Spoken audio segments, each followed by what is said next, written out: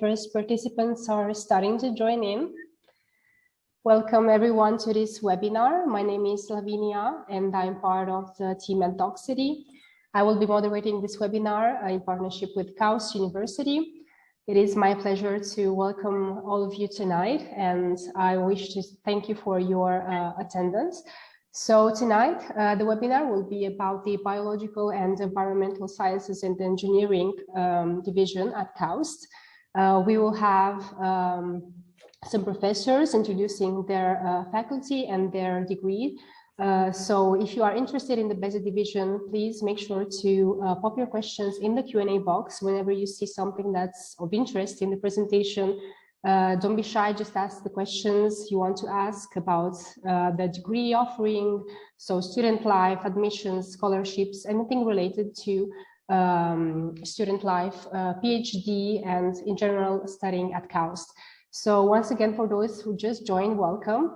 We are very interested in knowing where you are connecting from, so we will launch a poll now. So please just let us know where you are connecting from, and we will get back with the poll later, with the poll results. So I will now leave the floor to Alexander and to Burgundy Powell from KAUST. Thank you, Alex. Thanks, Lavinia. Hi, everyone. It's great to see you this evening, this afternoon, maybe this morning, depending on where you are. I think Lavinia launched the poll. Do you want to check that that's done properly? Because it kind of disappeared really quickly. Yes, I will launch it now. Thank you, Alex. Okay, so yeah, if you could tell us where you're connecting from, would love to know where you're from. My name's Alex. I'm from the Admissions and Recruitment Office at KAUST. Joining me, we have my colleague Burgundy, who's a graduate program coordinator at the Biological and Environmental Sciences and Engineering division. And Burgundy will introduce shortly the professors that we have with us today on the webinar as well. It's actually, I think, Burgundy, this might be the most amount of professors that we've had at one time. So our audience is pretty lucky today to be able to see so many different professors here at once.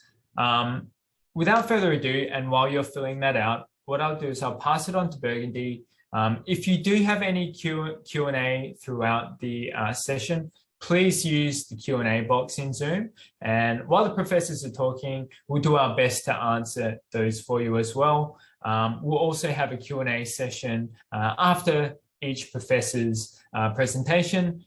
Just a quick one to answer any questions that you have about that as well. So again, thank you so much for joining us. We really appreciate it. And Burgundy, I'll go to you to introduce the professors. All right, thank you, Alex, so much. I'm so excited for everyone to be here. We do have an impressive lineup of faculty. We're going to kind of do this, let's hit the ground running so everyone can get their time in. I'd like to introduce Professor Lena Ibrahim, the assistant professor in bioscience from the Neurocircuits Lab. I don't know if Lena's here to give a quick wave.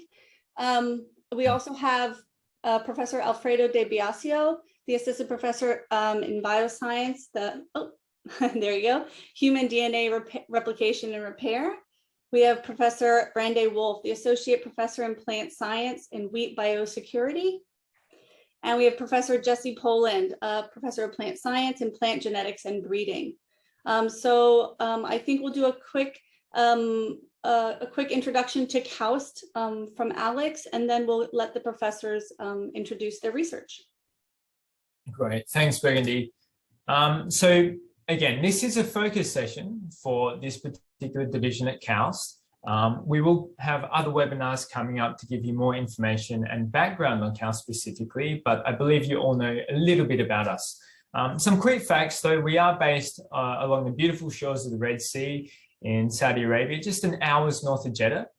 We're a relatively young university, established in 2009, and we have around 1,400 students. The majority of those students are research students, so you can see 77% at a PhD level, and also 67% international. We truly are an international community.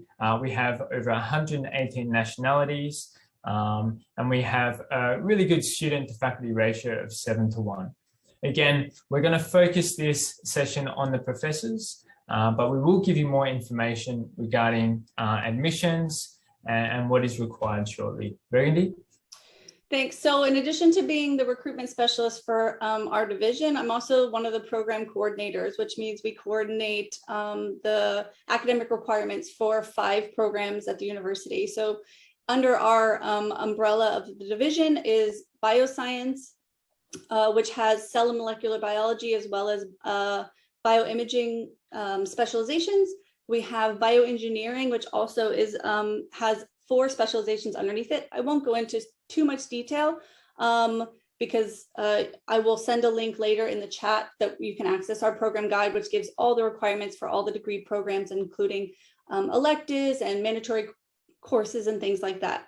So we have bioscience and bioengineering. We also have environmental science and engineering, marine science, and plant science are all housed under our division. In addition to the academic programs, we have 3 research centers. So we have the Center for Desert Agriculture, we have the Red Sea Research Center, and the Water Desalination and Reuse Center. And I will happily answer some questions if you have questions about the academic programs or applying to which program and what that means. So please feel free to send any information my way. Like I said, this is going to be more focused on the faculty's research at the moment. But feel free to send me directly questions as well about any of these programs and centers as well.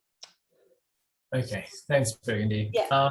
So guys, really quickly, but probably our most common question in these is, are there scholarships? Absolutely. The great thing about KAUST is that there is no separate scholarship application process. If you are admitted to KAUST as part of your application to a program, you will receive the KAUST fellowship. And that will support you and is guaranteed throughout the duration of your graduate studies. So what does it include? It includes all your tuition costs. So you won't have to pay for tuition. It also includes very generous living allowance that you receive annually, which is $20,000 to $30,000 US per year.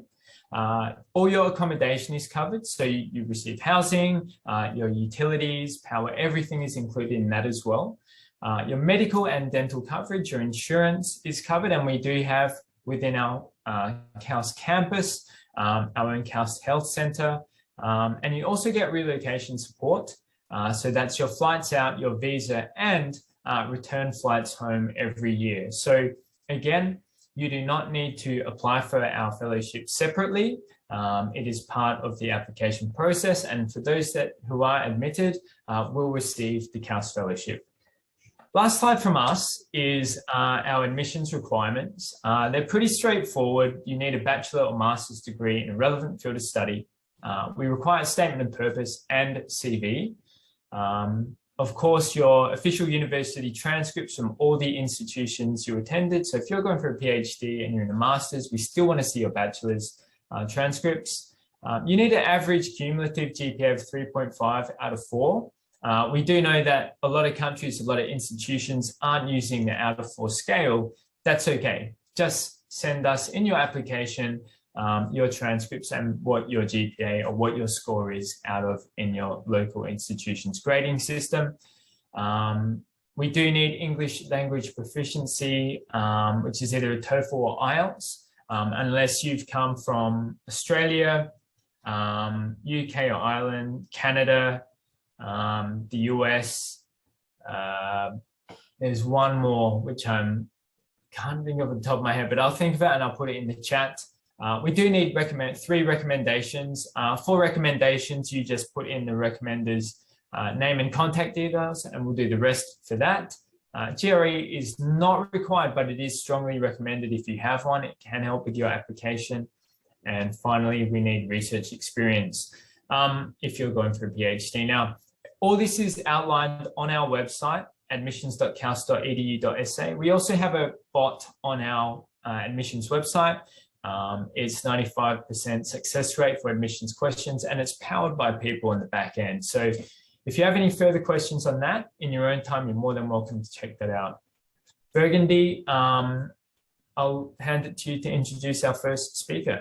Sure, thank you, Alex. Let's go first with Professor Lina Ibrahim. Lina, are you there? There you are. Hi. Hello. Would you like to share your Yes. presentation?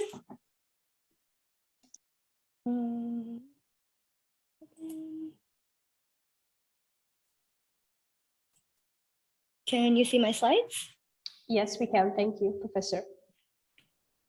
Okay, so should I start or Yes, can please. Okay, great.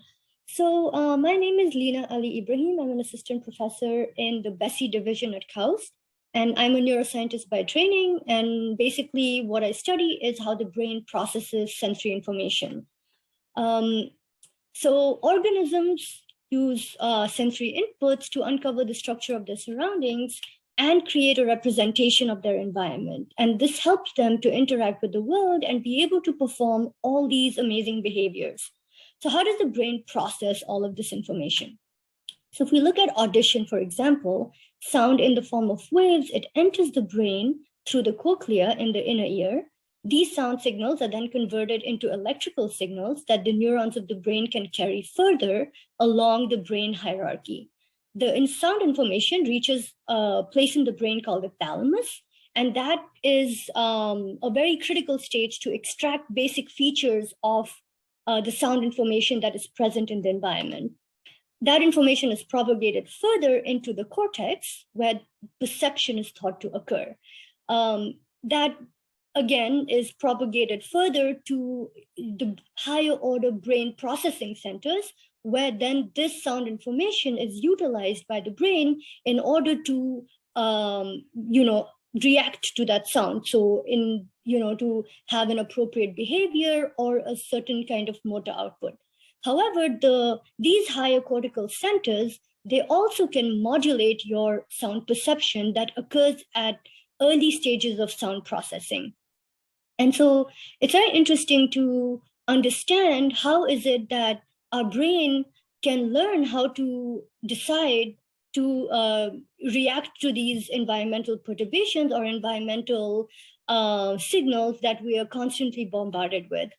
So if we schematize this information flow, sound or light, in the case of visual processing, enters through the environment, and the externally driven sensory signal is what we call as bottom-up information processing, whereas the internally driven feedback signals that can modulate the sensory processing are what we refer to as top-down. And then there is interaction between different sensory modalities as well that can make it advantageous for animal survival. So the auditory part of the brain can also interact with the visual part of the brain, for instance. So the way we study this is using mouse as the model organism. And so here we see a schematic of the mouse brain, where the structures that I just talked about, the visual cortex, the auditory cortex, are highlighted, as well as these higher order brain regions or higher order cortical regions. So if we make a cross section across the mouse brain in the front, we uncover some of these cortical regions. And if we section it through the back of the brain, we uncover the visual cortex, the auditory cortex, as well as this thalamus. There is a specific part of the thalamus that connects to the auditory cortex, another part of the thalamus that connects to the visual cortex. And then the cortex itself consists of these interconnected mesh of neurons across the depth of the entire cortex. And these neurons, as we all know, contain a cell body, dendrites, where they receive all this information, as well as this axon where they transmit this electrical activity. However, there's a huge diversity of all of these neurons in the brain, and they come in a variety of flavors, both morphologically as well as electrically. The fact that they have these different morphological and electrical properties imparts specific functions to them and how they connect to their neighboring cells and what kind of computations they perform to regulate the flow of sensory information in the brain. So the focus of the lab is to figure out this interconnections in circuitry and how the brain utilizes this diversity of cell types to be able to solve very specific questions. So let's say our brain was to only rely on bottom-up sensory signals. We're just passively taking in information and not really top-down internal control of how we react to all of this information. So if we look at this word time, which is embedded in this noisy environment, and if our brain was to only rely on external signals, then the advantage is only a post-perceptual in guessing the correct letters. So under this account, you would only see the letters just as well or poorly, and the words are only going to help you guess what you're seeing. But if the brain is making a prediction based on prior knowledge of prior linguistic knowledge, in this case, we are taking in this information, during development or during learning to really know that TIMP is not really a word, but time is a word. And we're not really going to take a lot of time in figuring out what this word is, despite the fact that it's embedded in this noisy environment, right? So the question is, how does the brain do this? How does the brain learn across development to take in all of this information and learn how to make these predictive models based on whether it's auditory sensory information or visual sensory information? What are the circuits that are involved in deciphering all of these things? So as you can imagine, the brain is a very complex structure and it is very dynamic, and it's really hard to study the brain because of the fact that it's not transparent, it scatters, it contains 100 billion neurons, and each of those neurons forms thousands of synaptic connections. So we need to figure out ways to be able to study all of this. And there's a lot of advances in imaging, computational modeling, optogenetics, and electrophysiological recordings to be able to study these processes. So some of the methods that we're using in the lab are using viruses to be able to manipulate neuronal circuits, to be able to visualize them, to be able to activate certain neuronal populations or inhibit other neuronal populations in vivo, as well as be able to ablate specific circuits within the brain.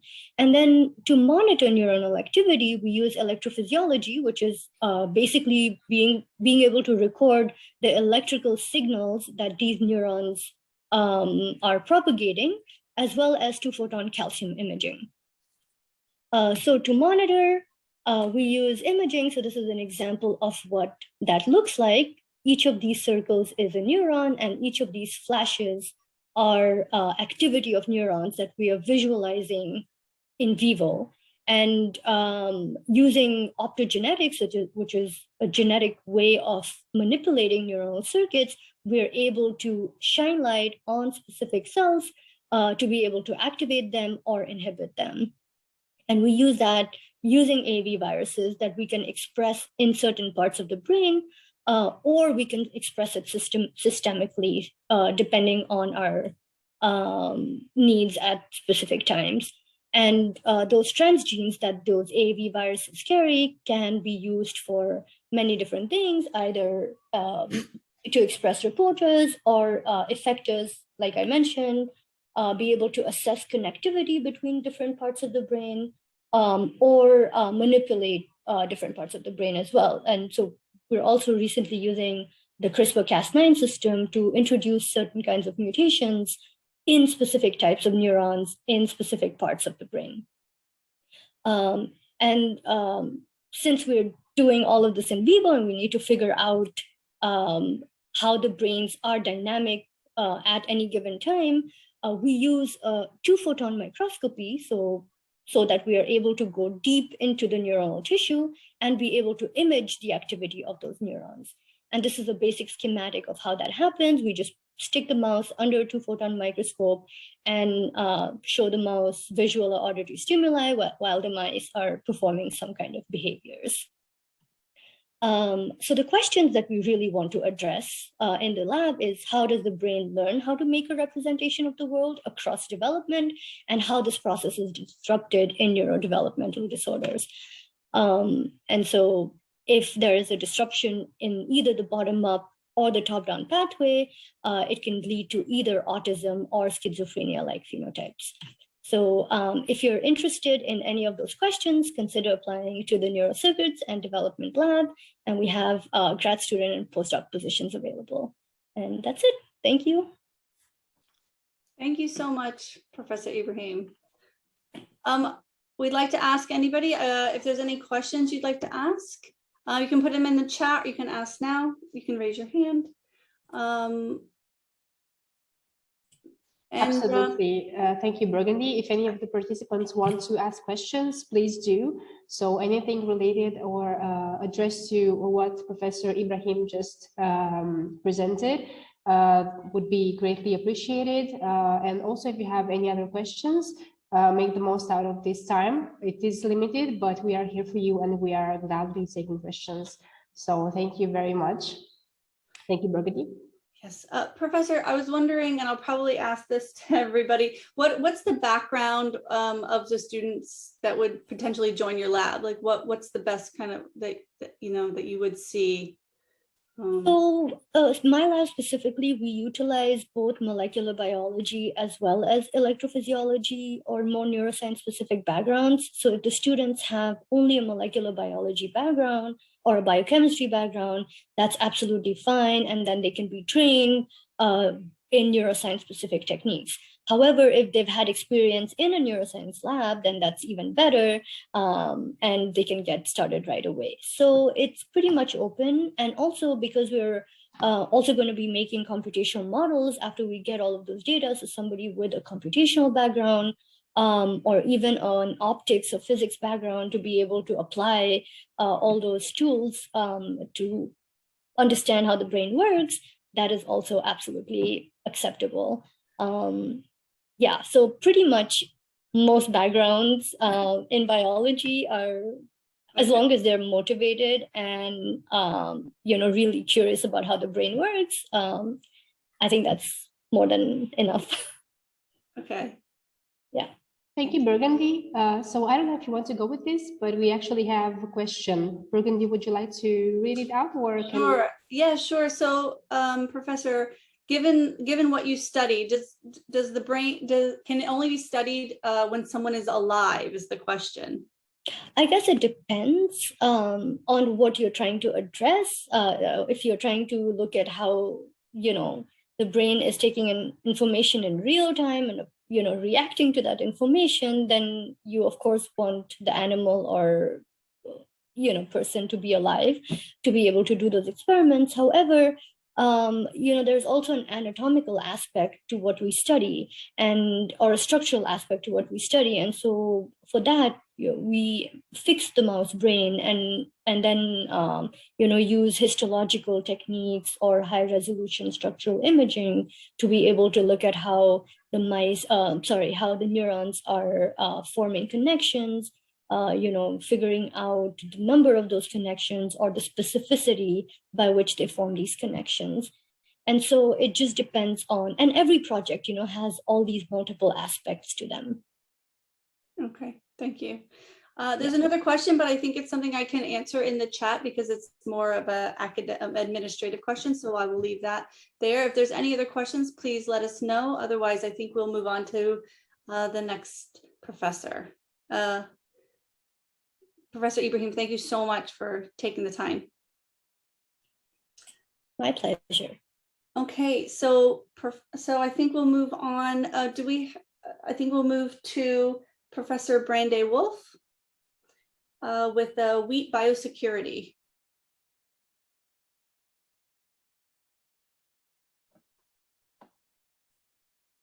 There you go. Now you can hear me. So imagine it's your birthday party and you go to get the birthday cake and you notice that someone has taken a big chunk out of it. You'd probably be pretty upset. Well, that is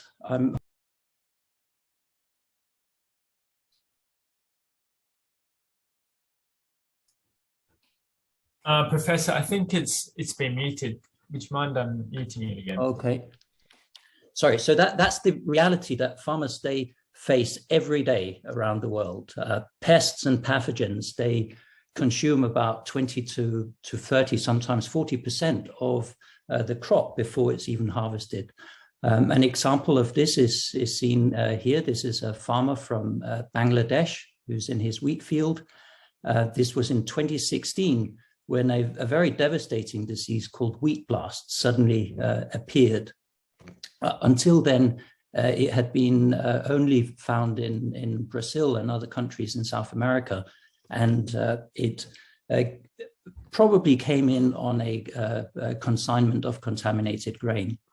And this is a very devastating disease, and the concern now is that it will spread further into neighboring countries, into the northern Punjab of India and into the wheat belts of China. And this is a region which is home to about 200 million, mostly poor people who really depend on wheat for their daily bread. Now, sorry. There we go. So when the food supply is suddenly disrupted, this of course can lead to civil strife. And an example of this is from the Arab Spring 10 years ago, when wheat harvests, they were severely affected around the world. And as a result, the cost of bread rose very dramatically in the Middle East and North Africa. And the resulting unrest left to the toppling of governments across the region. So at this stage, I suppose you're wondering, why is it that our crops, such as wheat, are so susceptible to pests and diseases? And that's because the genetic diversity in our crops has been eroded very significantly through the process of domestication and breeding. And so the genetic diversity that was present in the wild relatives is very much diminished. And this genetic diversity has been further compartmentalized through the process of monoculture. So what I'm trying to do in my lab is to go back to these wild relatives of our domesticated crops to see if we can try and exploit this genetic diversity for disease resistance. Farmers and breeders, they've been doing this for many years by making crosses between the wild relative and the elite domesticated cultivar. But this is really difficult. It's like trying to cross a racehorse with a donkey. And it takes many, many years of intensive breeding to combine the best of both worlds, that resistance from the wild relative with the properties that we love in our crops, such as the taste, the yield, and the high nutrition. And so what I'm trying to do is to go directly to those wild relatives and see if we can clone the disease resistance genes. And with cloned genes, it should be possible, indeed straightforward, to not just put one single resistance gene in, but put a whole stack. And if you have a whole stack of resistance genes, it's like you've got multiple locks on your crop plant. And from first principle, it would be very difficult for a pathogen or a pest to overcome that resistance. And from first principle, that type of resistance should be very durable. Now, it's easier said than done to clone these resistance genes. And one of the issues is that wheat and many other crops, they have a long generation time. And of course, this is not a great thing if you are doing genetics and you have to wait many, many months from seed to seed. And the generation time of wheat is typically about 5 months or so. So we have worked with others to develop some protocols which allow you to go from seed to seed in just 7 or 8 weeks. And we call this speed breeding. And this is achieved by feeding the plants light which is optimal for photosynthesis. And some of these protocols have been published here. The other thing that we do to speed up the cloning of these resistance genes is to try and reduce the complexity of these crop genomes. And some of these protocols are illustrated here. Instead of sequencing the whole genome, the wheat genome is huge. It's about 3 times bigger than the human genome. So instead of sequencing the whole gene space, we do complexity reduction. We can also use chromosome flow sorting to just get pure chromosomes and sequence those.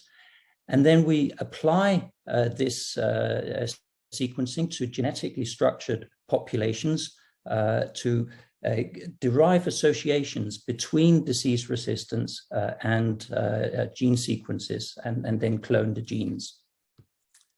And then ultimately, the idea is to get these clone genes from the wild exotic relatives back into wheat. And we have collaborated with Brian Stephenson in Minnesota to transform wheat with a big stack of 5 disease resistance genes. And we call this the Big 5. And this is a stack for stem rust resistance genes. And when we put this stack into wheat, we find that the wheat becomes completely immune. And we've tested this in the field over several seasons. And Brian, who's worked on stem rust for more than 30 years, said he'd never seen anything like it in his career. So this looks pretty good. I would say we've got a nice Ferrari that we're driving now. But in the lab that I'm establishing in KAUST, we want to turn that into a spaceship. And so this is what the lab looks like at the moment. We've got about 6 people underground so far. I've got some more positions that are open for PhD students and postdocs.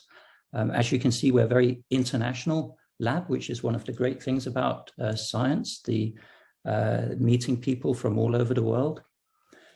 So how do we promote our science apart from obviously publishing papers?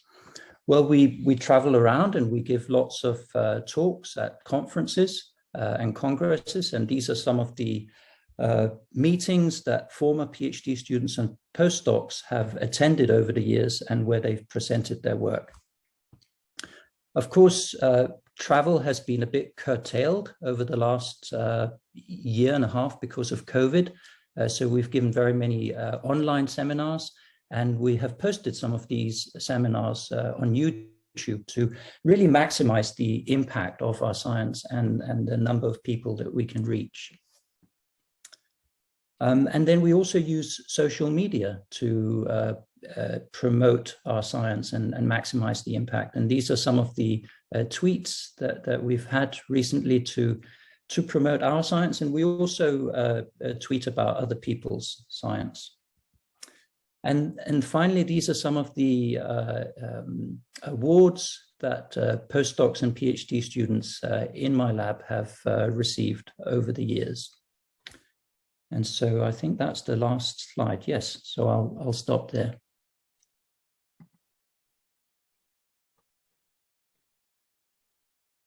Thank you, Professor Wolf. Burgundy, I saw that we have a couple of questions. Maybe you want to address first the one in the Q&A box, and then we can go to the one in the chat, however you prefer. Sure, absolutely. So let's see. So this is the community box.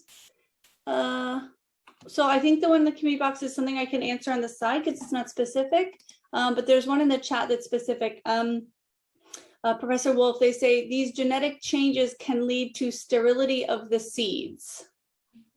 Yeah, that's a good question. So these are genetically modified plants, and we've taken genes from wild relatives of wheat and put them into elite wheats. It's a class of genes which is it's a very large family of genes. These are intracellular immune receptors. There's about 3,000 of these in wheat. So we've only added an extra 5, and the plants, they look absolutely normal.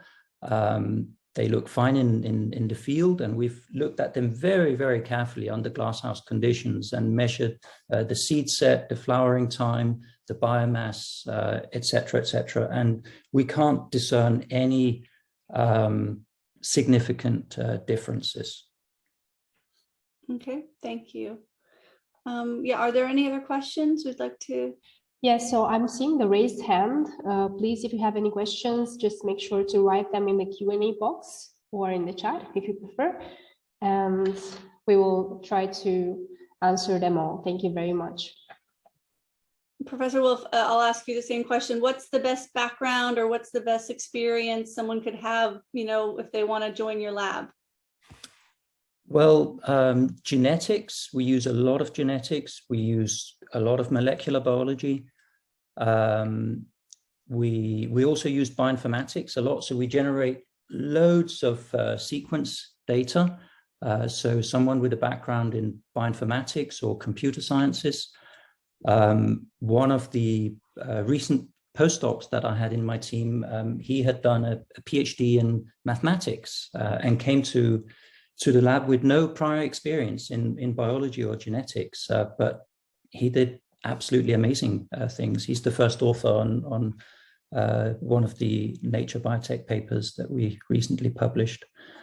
I also had one student from India who had a background in engineering and computer sciences and biology, a bit of a mixture. So those are the areas that I've recruited from in the past. Okay, great, thank you. I don't see any questions in the chat, so we will move on, I think. Thank you so much, Professor Wolf, for taking the time, and I think we'll move right along. Professor Alfredo Di Biasio, if you would like to start your presentation.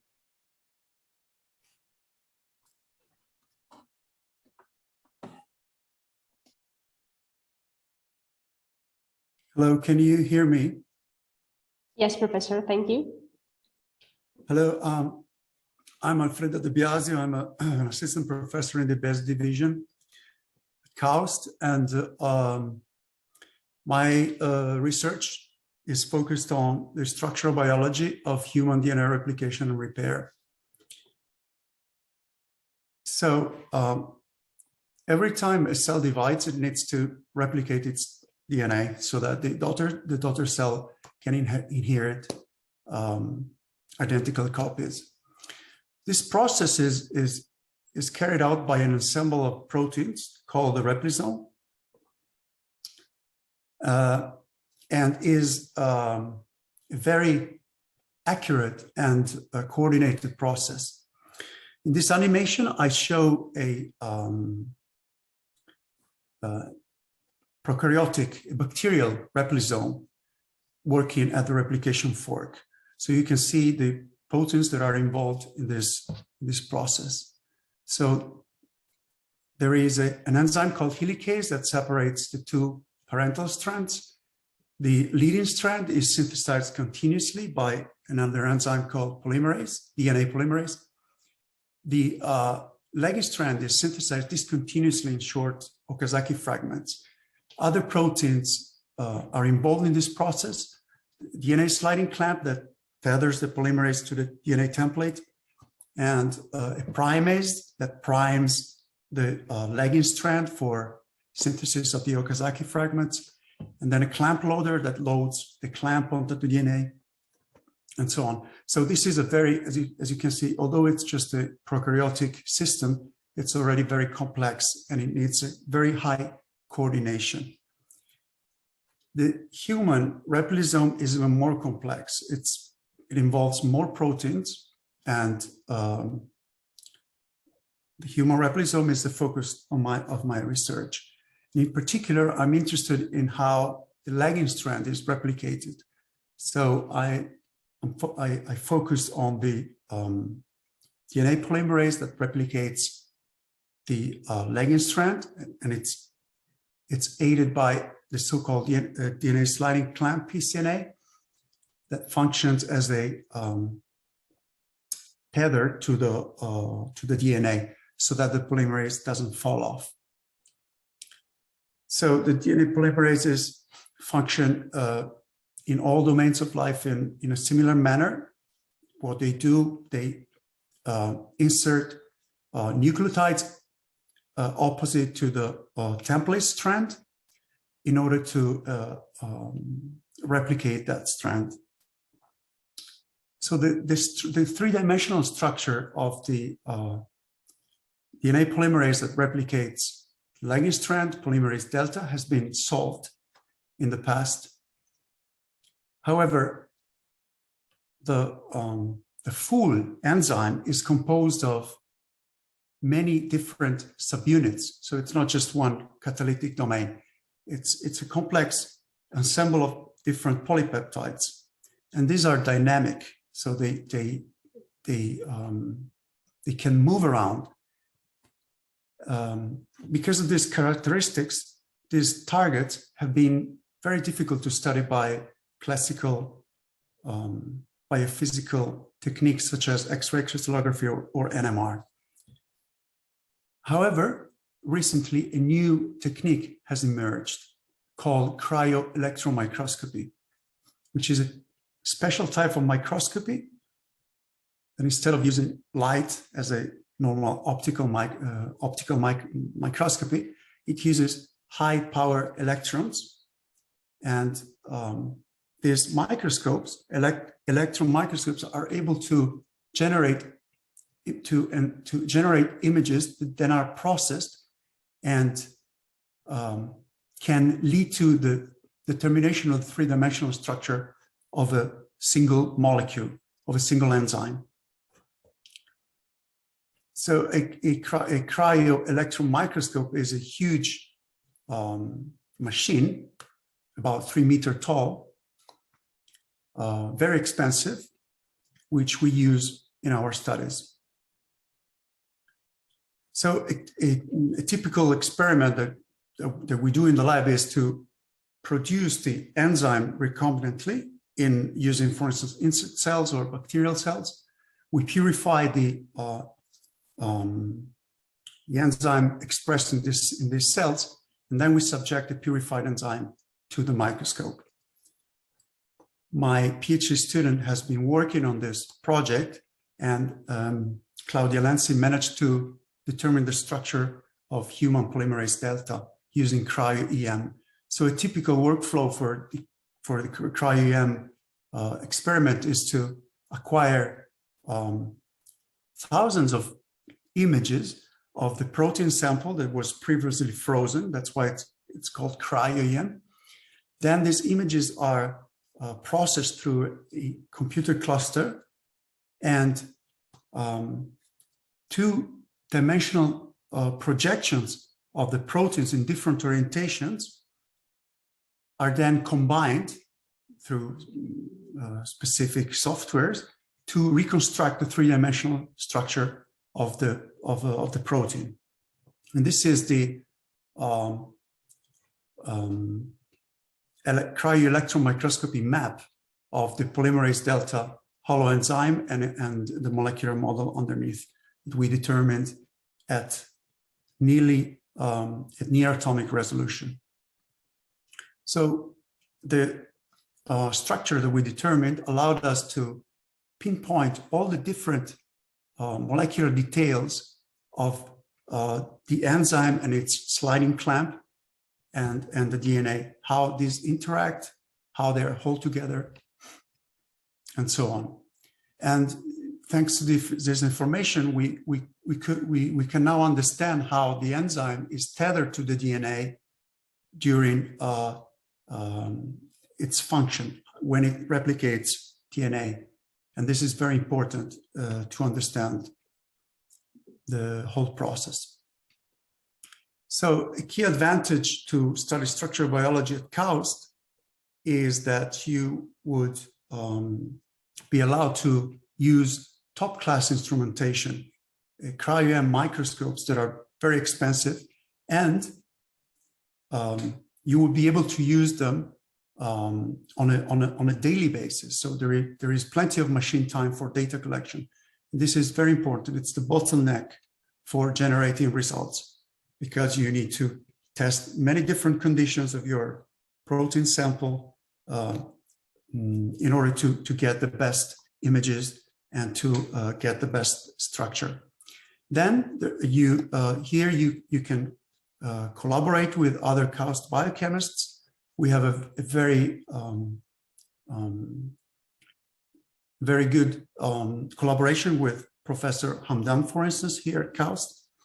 And we have very great connections with top institutes in the UK and Italy, for instance, the Leicester Institute for Structural and Chemical Biology, or the synchrotron in Trieste, for which you would be able to access for further training. And with this, I think I'm done, and I'm happy to take your questions.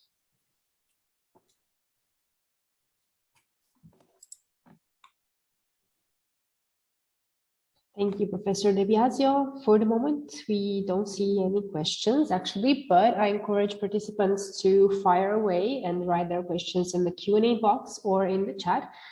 And I would like to thank all professors for giving us their time tonight and for being available to introduce their faculties and to present us with such interesting knowledge. So please make the most out of it. I'm seeing some questions, but Burgundy, I think you can answer that.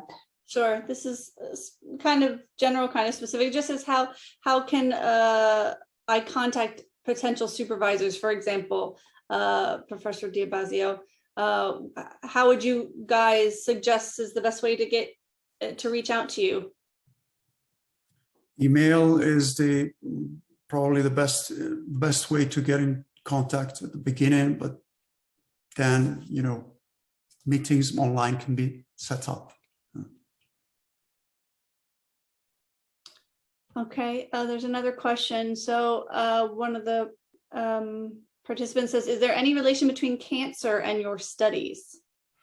Yes, it's a good question. Actually, these enzymes, so cancer is intimately related to DNA replication and DNA repair, as you know, because point mutations can be inherited and can lead to the onset of cancer. These enzymes replicate the DNA. So, for instance, polymerase delta has been shown to, in some cases, have mutations that are associated to specific types of cancer. So it's important to understand the three-dimensional structure of this enzyme to being able, for instance, to inhibit the enzyme. So design molecules that can bind to the enzyme and modulate its function. So yes. Okay, thank you. Well, if we have any last questions, please put them in the chat. Otherwise, we will jump on to our... Yes, actually, we have one more question in the Q&A box. Oh, sorry, I missed that one. Let's see. So it's a general question. So it's like a general admissions kind of question to to some of the programs in the division. So I'll answer that on the side. So I think, thank you, Professor De Biasio. And I think we'll move on to Professor Jesse Poland. Jesse, would you like to share your slides? And of course, yep. Sure, thank you. You can hear me okay now? Yep. Okay, let me share my screen. And you can see slides now? Yep. Perfect. Okay, good. Well, thank you.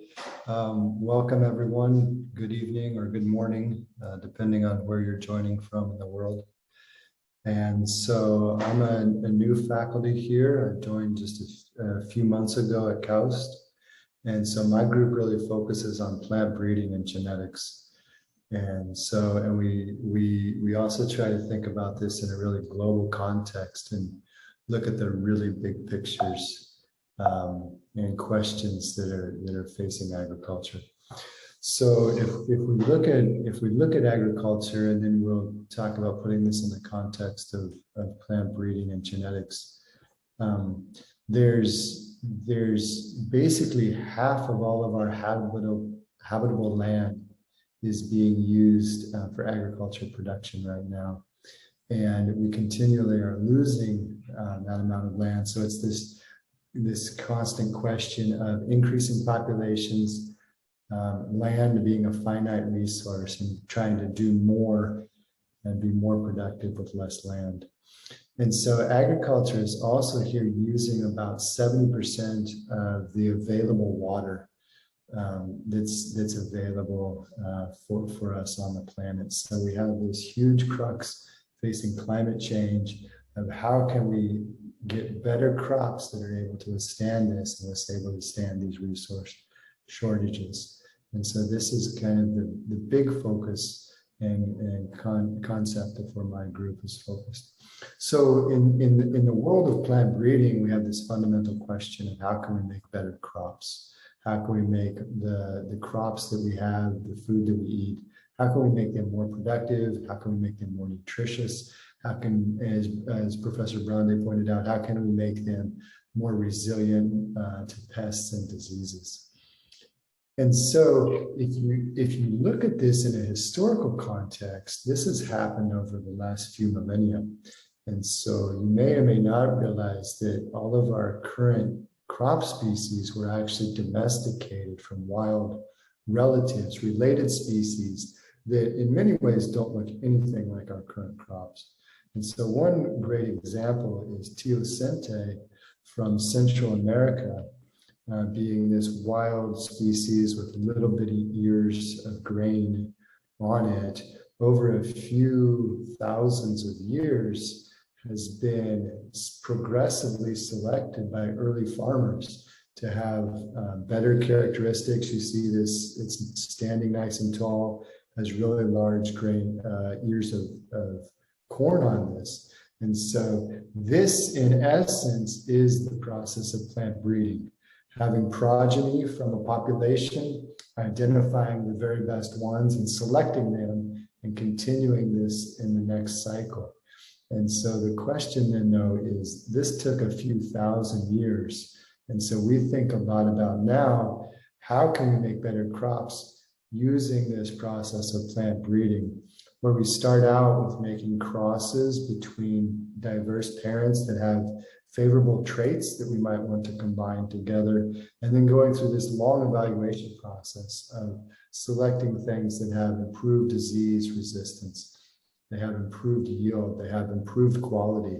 And then with that selection, we have identified new varieties that can then again be used in another cycle, another generation for selecting improved varieties. And so, as I noted, this process took thousands and thousands of years. And so now we are using all of the scientific tools and resources that we can to make this process go faster and faster and also more efficiently. And so this is one of the fundamental things we think about in my group is what kind of methodologies, what kind of approaches can we apply to these different crops to make and identify better and improved varieties. And so some of the things we do in the lab, we do a lot of genomics. If you think about DNA sequencing and putting a genome together, understanding the millions and millions of base pairs that make up a genome and what variants are giving better yield or giving superior quality. And we also do a lot of what we call high throughput phenotyping, or using imaging and other tools to accurately measure the crop varieties and then identify which ones are highest performing and most promising. And so we do a lot of work with high throughput imaging. You see this unmanned aerial vehicle that we've worked a lot with. And then we pull all of this together with a lot of computational biology. So taking these really large data sets, whether it's in a statistical methods or actually in a machine learning, deep learning approach. So there's a lot of big data analysis that goes into this, and data science that we use to basically make now predictions of which candidate varieties are going to be the best performing, and then preferentially select those to make this breeding process go faster. So in my group, and if you're hopefully interested in this idea of plant breeding and how do we make better crops, this breeding is this kind of art and science of making crosses between different plant varieties and then looking at the progeny and selecting the superior performing ones. And so how do we do that? We do that with a lot of genomics. So this is genome sequencing. This is sequencing of populations to understand which genetic variants in the population are contributing to different traits. And this also involves in a lot of quantitative genetics, so genetics at the intersection of genetics and statistics being quantitative genetics. And so we do a lot of computational work in that regard. And so this gets into the bioinformatics. I talked some about the big data and the other things that go into this work. Working through these big data sets then to make prediction models for selecting the superior candidate varieties. And this is all tied together then again in computational biology. So already to jump to Burgundy's question on what kind of students are we looking for and what are your interests? If you're interested in computer science and you want to apply this to these big questions of food security and resource allocation for making improved plant varieties, that's exactly where we're at. We also do a lot of genetics and genomics as well, obviously. So going back to this big global picture and thinking about one specific question that we're looking at in the group is actually this question of water use. So if you look here again in our world, some 97%, so over 2/3 of the world is covered with water, but 97% of that is salt water. So in our oceans, and it's unusable for agriculture. And then the remaining 3%, 2.5% of that is locked away. It's either in inaccessible groundwater, it might be locked away in the polar ice caps. So we're left with 0.5%, this little bitty sliver, 0.5% of the total water on the planet is available for agriculture. And so what does that look like? Is available to us. And then 70% of that, a huge portion of our available water goes into growing these plants that are then utilized for our nutrition. And so just to get a concept, to make a loaf of bread, it takes some 600 or more liters of water, most of that coming through rainfall, but maybe coming through irrigation. 650 liters. To make one egg, we're talking on the order of 180 to 200 liters of water. And then one single date is taking somewhere between 5 to 10 liters of water. So agriculture production globally is a huge outlay of water needed to maintain these plants that are then producing the foodstuffs that we rely on. So then we asked us this really conceptually crazy question. What if we didn't need water to grow crops? What if we could like just circumvent this problem altogether? And at least we can make it real simple. What if we didn't need fresh water because we have this overly abundant source of salt water when we look at this picture again? And so this is one of the really, how do we say, moonshot kind of things that we're working on in our group in the Center for Desert Agriculture here at KAUST. And so this is just a picture. I come from the US in a state called Kansas in the very center of the US. And there's areas there that are salt marshes. They're heavily inundated with really extremely high salt concentrations from groundwater leaching. And you can see even here in the corner of this picture, there's crusted salt on the surface. But actually this beautiful landscape right here, all of these is a species called saltgrass. And it's actually growing in salt conditions that are equivalent to the level of ocean or seawater level of salt concentrations. So fundamentally, there are species on the planet that can grow in salt water. And so one of the really interesting things that we're now working on is what if we, instead of taking a few thousand years, what if we could apply all of these tools in genomics and accelerated breeding to take a species like this and rapidly improve it to be useful as a brand new crop that could be grown using some of these water and some of the land that's otherwise inaccessible because of high salt conditions. So I'm going to stop there. Again, my group, we focus on plant breeding and genetics. Like I said, I'm new here at KAUST, and we're starting a brand new group. So recruiting new students and new postdocs that are interested in these fields and working on some of these big questions. So, thank you.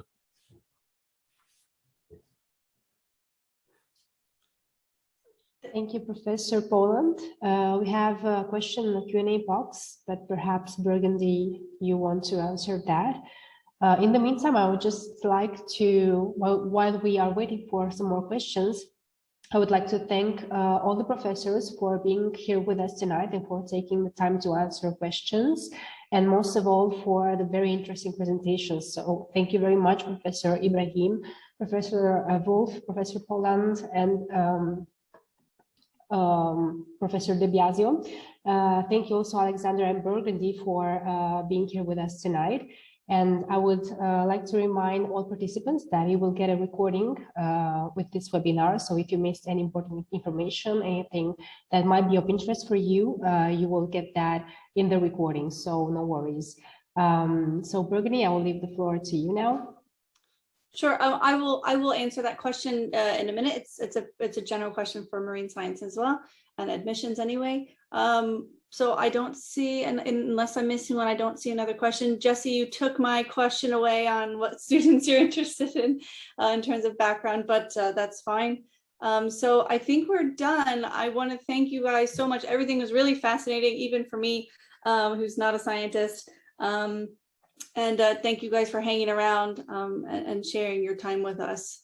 So again, yeah, just a big thank you for everyone who came as well. And I will put my contact information in the chat, and I can be contacted directly if there's any academic or admissions questions. So I am the bessie.recruit@kaust.edu, so that comes directly to me. And I believe Alex is an admissions rep, so that one also goes to admissions. So if there's any questions, feel free to put them in the chat. And otherwise, please feel free to contact me directly.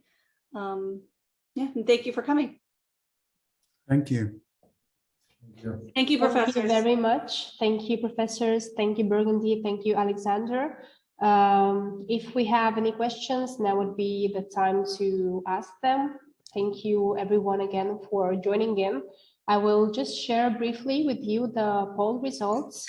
So we have people connected from Europe, from Asia, Latin America. The most requested programs were environmental science and engineering and marine science, followed by bioscience and bioengineering. So I hope the participants will give also plant science some love. It was very nice to have all of you here tonight, and of course I encourage you to write your questions now. Thank you again for joining this webinar with KAUST University. So while we are waiting, thank you for joining. While we are waiting, I would like to remind you that in the chat you will find the link to request your certificate of attendance given by Docsity. And you have a series of useful links by KAUST University. So for connecting to the research centers, to get more information for admissions, and so on and so forth. So please, if you are interested, don't hesitate to reach out to basic.recruit@kaust.edu.sa, which you'll find also in the slide. So if we don't have any questions, I think this would be it. Thank you again for joining us, and I wish everyone a very nice afternoon or evening, according to where you are connecting from. Thank you once again, professors, for your time and for your interesting presentations, and thank you, Burgundy and Alex, for being here with us tonight. I hope to see you all to the next webinar with KAUST University.